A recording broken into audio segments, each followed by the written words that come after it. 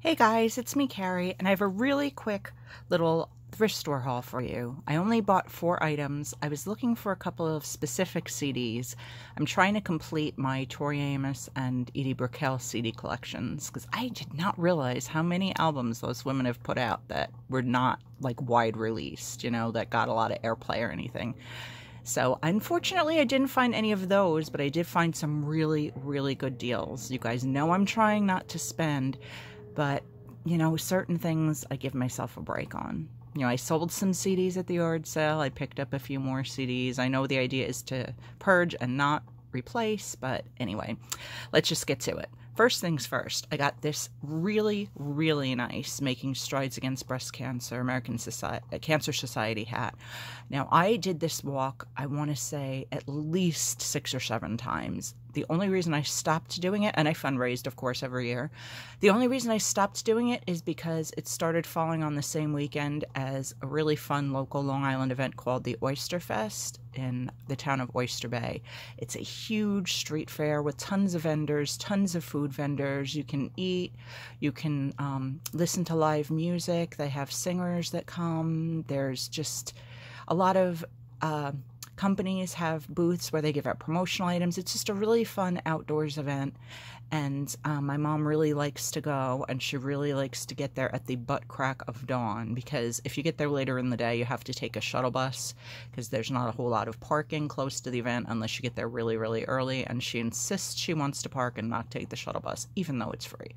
So I used to sometimes do the walk before we would go to the Oyster Fest, but now that she needs to get there at the ass crack, that's out of the question. So, and then obviously with COVID the past few years, they haven't been doing the walk or the Oyster Fest. So I know though, like if you were to buy this at the vendor booth, this would probably be easily a $15 or $20 cap. And it's like the trucker style, so it's the mesh in the back, which is really cool with that hot pink. Just gives you a little ventilation on those hot summer days. And I just really like it. And this is also sometimes the kind of thing you can earn, for raising funds, but you have to raise an awful lot. I mean, it's basically, I think, $100 just for a t-shirt. This shirt, this cap was $2.99. And the way this thrift store works now, it used to be that there were special days you could save extra. Now it goes by color stripe.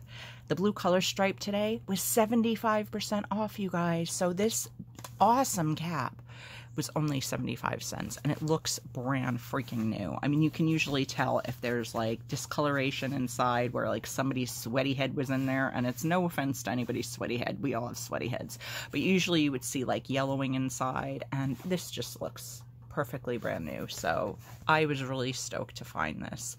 Then the only item I bought that was full price was this. I adore Idina Menzel. I did remember her releasing a holiday album. I think she might have now released 2, because when I looked this up on Amazon, that's my new fun thing, is to look stuff up on Amazon when I'm in the store to see what it's going for. And I think this album came out in 2014, I want to say.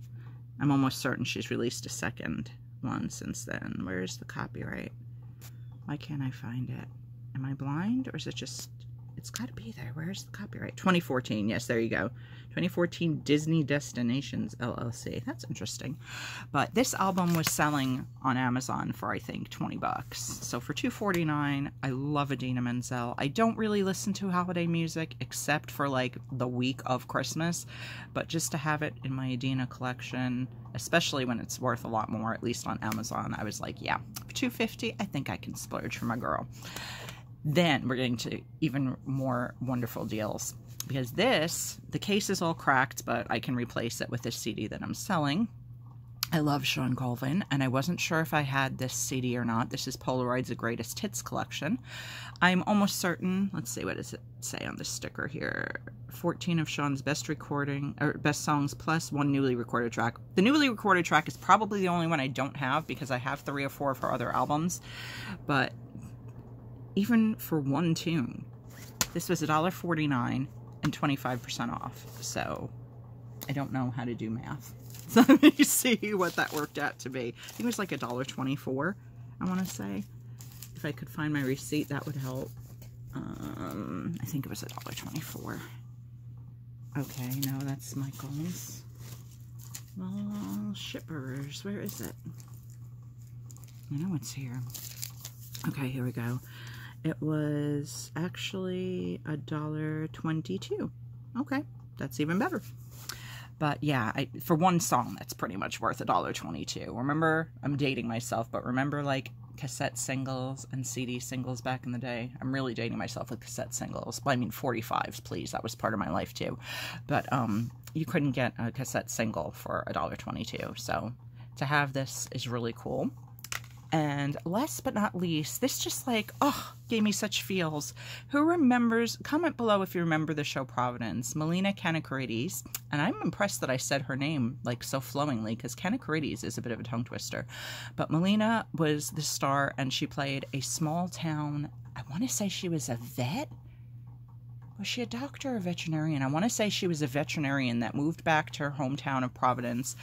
I believe it was after her mother passed away, and she, you know, it was about her and her dad and her sister. It aired in the 90s, I think.